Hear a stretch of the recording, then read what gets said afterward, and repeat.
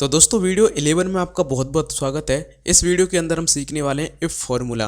और दोस्तों इफ़ फार्मूले को हम सिंपल भाषा में फार्मूला बोलते हैं, लेकिन ये एक्चुअली में फंक्शन होता है। अब दोस्तों आप सोचेंगे कि फार्मूला और फंक्शन क्या होता है, दोनों तो एक ही हैं, लेकिन दोस्तों इनमें डिफरेंस होता है। जैसे कि मैं यहाँ पे लिखता हूँ इक्वल ये वाला सेल प्लस ये वाला सेल एंड ये वाला सेल एंड देन एंटर। तो ये जो इक्वल लगा के ये जो मैंने फॉर्मूला लगाया, इसको हम जो ना फॉर्मूला बोलते हैं। अब जैसे मैंने इक्वल लगाया, अब यहाँ पे लिखा सम, तो देखिए इसके अंदर बहुत सारे फॉर्मूला भी आ रहे हैं, ये देखिए है ना इसके नीचे। तो ये जो फॉर्मूला होते हैं इनको हम जो ना फंक्शन बोलते हैं। तो ये होता है डिफरेंस फंक्शन और फॉर्मूला के अंदर। तो अब मैं इसको सिंपल भाषा में बता दूं, जैसे कि एक्सेल के अंदर पहले से जो फॉर्मूला बने होते हैं उनको हम जो है ना फंक्शन बोलते हैं, जो हम अपनी तरफ से फॉर्मूला बनाते हैं उनको हम जो है ना फॉर्मूला बोलते हैं। अब दोस्तों अगर आपसे कोई पूछे कि फंक्शन और फॉर्मूला में क्या अंतर होता है, तब जो है ना आप यहाँ बता सकते हैं। तो दोस्तों इस वीडियो के अंदर हम सीखने वाले हैं इफ़ फंक्शन। तो मेरे मुंह से जो ना फॉर्मूला ही निकलता है, तो मैं जो ना इफ़ फार्मूला ही बोलूँगा, लेकिन आप चीज़ थोड़ा इसको ध्यान रखना है। तो दोस्तों इफ़ फार्मूले का यूज करने से पहले हमें ये भी पता होना चाहिए कि हम इफ़ फार्मूले को यूज कहाँ करेंगे। तो दोस्तों यहाँ पे देखिए मैंने 3 सीट ले रखी हैं, इनमें से मैं 2 सीट पर आपको प्रैक्टिस कराऊंगा, और ये तीसरी सीट है ना जिस पे लिखा हुआ है प्रैक्टिस फॉर यू, इस पे आप लोग घर पे प्रैक्टिस करना। मैं आपको बता दूंगा कि इसमें आपको क्या करना है, तो वीडियो के एंड में मैं आपको समझा दूंगा इसके बारे में। अब यहाँ पर तो मैंने थोड़े से नाम ले रखे हैं, मान लीजिए आपका 100, 200, 1000, 2000 लोगों का डेटा है, तो आप वहाँ पर जो है ना फॉर्मूले की मदद से ही आप जो है ना इस प्रॉब्लम को सॉल्व कर पाओगे। अब दोस्तों आपको इस फॉर्मूले का यूज करना कहाँ पर है, हर जगह तो हम यूज कर नहीं सकते, तो वो चीज़ें आपको पता होना चाहिए कि हम किस जगह पर इफ फॉर्मूले का यूज कर सकते हैं। अब देखिए यहाँ पे एज का कॉलम है। अब मैं ये चाहता हूँ कि जिस बंदे की एज 18 या 18 से ऊपर है उसका जो है ना यहाँ पे वोट लिख के आ जाए, और जिसकी भी एज 18 से नीचे है उसका जो है ना कांट वोट लिख के आ जाए। मतलब 2 कंडीशन होना चाहिए आपके पास। अब देखिए यहाँ पे देखिए इसकी एज कितनी है, 23 है, तो यहाँ पे लिखूंगा वोट। यहाँ पे इस वेदिका का भी वोट आ जाएगा। अब देखिए सुमित है, इसका यहाँ पे कांट वोट आ जाएगा क्योंकि ये 18 साल से कम है। अब दोस्तों यहाँ पर मैं सबका हाथों से तो लिखूंगा नहीं कि ये वोट डाल सकता है, ये वोट नहीं डाल सकता, वोट कांट वोट, तो इस तरह तो लिखूंगा नहीं, क्योंकि अगर लिखूंगा ऐसे तो मुझे तो भाई बहुत टाइम लगेगा लिखने में। तब आप जो है ना इफ़ फॉर्मूले का यूज करके सिर्फ 1 क्लिक में ये सारे काम कर सकते हैं। ठीक है, तो हम यहाँ पे इफ़ फंक्शन का यूज करेंगे। पहले लगाएंगे इक्वल, फिर हम लिखेंगे इफ़, उसके बाद कीबोर्ड से टैब की प्रेस करेंगे, या फिर आप जो है ना यहाँ पे ब्रैकेट भी लगा सकते हैं। ठीक है, अब देखिए यहाँ पे थोड़ा सा हाईलाइट हो गया लॉजिक टेस्ट। तो अब यहाँ पर हम एक लॉजिक बनाएंगे। वो लॉजिक ये है कि अगर इस सेल के अंदर यहाँ पे ये साइन लगाया हमने, फिर इक्वल टू लगाया। अगर दोस्तों ये साइन के बारे में आपको ना पता हो तो ये थोड़ा कहीं से पढ़ लेना, आप लोग थोड़ा पता कर लेना। ठीक है, इसे हम जो है ना लेस ग्रेटर देन बोलते हैं, और यहाँ पे हम लिख देंगे कितना 18।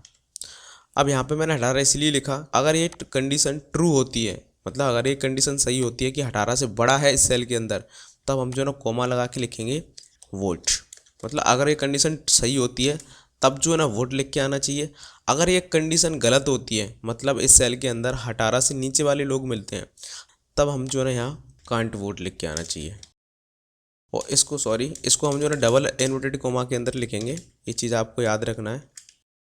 उसके बाद हम ब्रैकेट को बंद करेंगे। अब एक बार फिर से समझा देता हूँ, इसके अंदर 2 कंडीशन हमारे पास होना चाहिए। अगर ये कंडीशन ट्रू होती है, मतलब इस सेल के अंदर एज 18 या 18 से ऊपर होती है, तब जो है ना वोट लिख के आना चाहिए। अगर ये कंडीशन गलत होती है, गलत होने का मतलब ये है कि अगर इस सेल के अंदर 18 से कम उम्र वाले मिलते हैं, तब जो है ना यहाँ पे कांट वोट लिख के आना चाहिए। ठीक है, तो इस तरह से हम जो है ना 2 कंडीशन देते हैं। अगर ये सही होता है तो ये आना चाहिए, अगर ये गलत होती है कंडीशन तो ये आना चाहिए। ओके, उसके बाद इंटर प्रेस करेंगे। ठीक है, अब यहाँ से हम डबल क्लिक करेंगे। ये देखिए, अब देखिए यहाँ पर जहाँ जहाँ जिसकी उम्र 18 से ऊपर है वहाँ पे देखिए वोट लिख के आ रहा है, और जिसकी भी उम्र 18 से नीचे है वहाँ देखिए कांट वोट लिख के आ रहा है। अब दोस्तों पिछली वीडियो में मैंने आपको एक चीज़ समझाई थी, कंडीशनल फॉर्मेटिंग। तो आप जो है ना यहाँ पे कंडीशनल फॉर्मेटिंग भी कर सकते हैं। ठीक है, तो वो कैसे करेंगे, आप इनको सेलेक्ट करेंगे और यहाँ कंडीशनल फॉर्मेटिंग में जाके यहाँ पे देखिए इक्वल टू में यहाँ पे आप लिख सकते हैं वोट। ठीक है, और वोट का कोई भी यहाँ पे कलर दे सकते हैं, जैसे कि ग्रीन तो पहले से हो ही रहा है, यहाँ पे येलो दे देते हैं। ये देखिए, ठीक है, येलो नहीं है, दूसरा कलर है पर्पल जैसा। ठीक है, तो इस तरह से यहाँ पे आप कंडीशनल फॉर्मेटिंग भी दे सकते हैं। ठीक है, और इन चीज़ों को डिटेल में सीखना है तो मैंने वीडियो में बताया है, तो आप जो है ना प्लेलिस्ट में जाकर चेक कर लेना। अगर दोस्तों कम समझ में आया है तो चलिए दूसरा एक और एग्जाम्पल देता हूँ। जिस बच्चे के नंबर 33 से कम है, वो यहाँ पे फेल लिख के आ जाए, और जिसके भी 33 या 33 से ऊपर हैं उसका जो है ना यहाँ पर रिजल्ट में पास लिख के आ जाए। तो वो कैसे करेंगे, तो इसके लिए हम जो है ना फिर से इफ़ फॉर्मूला यूज़ करेंगे, इफ़। अब इसके अंदर जो है ना हम क्या करेंगे, पहले लॉजिक टेस्ट में क्या लिखेंगे, इस सेल को सिलेक्ट करेंगे, यहाँ पे लिख देते हैं 33, 33 या 33 से बड़ा है तो कॉमा करेंगे। अब दोस्तों यहाँ पे देखिए सब कुछ ब्लर जैसा हो गया, पीछे मुझे कुछ दिख नहीं रहा है। तो अगर ऐसी सिचुएशन आपके साथ बनती है तो आप क्या करेंगे, इसको पूरा हटाइए यहाँ से, ठीक है। अब यहाँ इस सेल में आइए, इस सेल में आके इसको सेलेक्ट कर लीजिए, ठीक है। ये यहाँ पे सेलेक्ट कर लेना आप लोग इस चीज़ को, यहाँ पे लिखेंगे इफ़। अब इसके अंदर लॉजिक टेस्ट लिखेंगे, पहले क्या होगा, अगर इस सेल के अंदर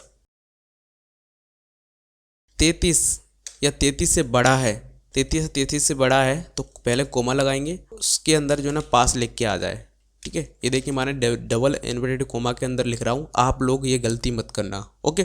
कोमा लगाएंगे, ठीक है। यहाँ पे देखिए मैंने यहाँ पे परसेंटेज लिख रखा है तो कोई दिक्कत नहीं है, ठीक है। जिसके ये परसेंटेज 33 से कम है तो उसका जो है यहाँ पे फेल लिख के आना चाहिए, देखिए फेल, ठीक है। ये देखिए डबल इन्वर्टेड कोमा के अंदर फेल लिखा है। उसके बाद हम जो है ना ब्रैकेट बंद करेंगे, देन इंटर प्रेस करेंगे, तो देखिए यहाँ पे पास लिख के आ गया। उसके बाद यहाँ पे डबल क्लिक करेंगे, ये देखिए यहाँ पे पास फेल आ गया। जहाँ जहाँ पर 33 से या 33 से ऊपर नंबर है वो देखिए यहाँ पे पास लिख के आ गया, और जहाँ पर 33 से देखिए कम नंबर है वो देखिए यहाँ पे फेल लिख के आ गया। अब दोस्तों यहाँ पे एक बेहतरीन ट्रिक समझाता हूँ आपको, अब वीडियो को यहाँ से स्किप मत करना। देखिए अभी मैंने आपको कंडीशनल फॉर्मेटिंग समझाया था, अब फिर से वही चीज़ समझाता हूँ, थोड़ा डिफरेंट रहेगा इसके अंदर। अब देखिए इसके अंदर जो ना पास और फेल दोनों बच्चों का डेटा है, तो पहले जो ना मैं क्या करता हूँ, यहाँ पे हाईलाइट कर देता हूँ पास और फेल का। कंडीशनल फॉर्मेटिंग के अंदर गए, यहाँ से इक्वल टू में आए, अब यहाँ से पहले लिखते हैं पास। तो पास के अंदर अब जो है ना हम यहाँ पे ग्रीन दे देते हैं कलर, ओके। और फिर से हम जाएंगे और यहाँ से फेल के अंदर हम जो है ना रेड दे दिया, ठीक है, ओके कर दिया।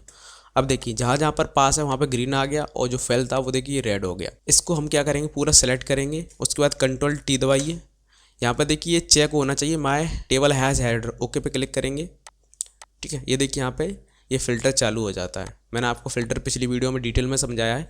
अब दोस्तों आपसे कोई ये कहे कि मुझे जो है ना सिर्फ पास बच्चों का डेटा देखना है, तब आप क्या करेंगे, यहाँ रिजल्ट में जाएंगे। अब इसके अंदर देखिए पास और फेल के दो यहाँ पे नाम लिख के आएंगे। अब यहाँ पर आपको जो है ना सिर्फ पास हुए बच्चों का ही डेटा देखना है। सिलेक्ट ऑल से यहाँ पे अनचेक करेंगे और यहाँ से पास को सिलेक्ट करेंगे, देन ओके पे क्लिक करेंगे। अब देखिए इसके अंदर सिर्फ पास वाले स्टूडेंट का ही डेटा शो हो रहा है, और सिर्फ फेल वालों का देखना है, तो यहाँ पे जाएंगे। अब यहाँ से जो ना हम पास को हटाएंगे, फेल को सिलेक्ट करेंगे, देन ओके पे क्लिक करेंगे। ये देखिए यहाँ पे सिर्फ फेल हुए बच्चों का डेटा आ चुका है। अब दोस्तों यहाँ से सिलेक्ट ऑल पे क्लिक कीजिए, देखिए यहाँ पे सबका डेटा आ गया। अब यहाँ पे देखिए प्रैक्टिस फॉर यू, आप लोगों के लिए यहाँ पे देखिए मैंने एक सीट बनाई है, इसे आप लोग प्रैक्टिस करना। क्या करना है आपको, इसमें मैंने लिख रखा है जिसकी भी सेल्स 75,000 से ऊपर हुई है उसका यहाँ पे इंसेंटिव लिखे आना चाहिए, और जिसकी भी 75,000 से सेल कम हुई है यहाँ उसका जो है यहाँ पे नो इंसेंटिव लिख के आना चाहिए। अब दोस्तों यहाँ पे देखिए कुणाल, अब कुणाल का क्या आंसर आएगा वो मुझे बताना, इंसेंटिव या नो इंसेंटिव, वो जो ना मुझे आप कमेंट कर देना। तो दोस्तों कैसी लगी वीडियो मुझे कमेंट करके ज़रूर बताइएगा, वीडियो को लाइक करना, चैनल को सब्सक्राइब करना। जय हिंद, जय भारत।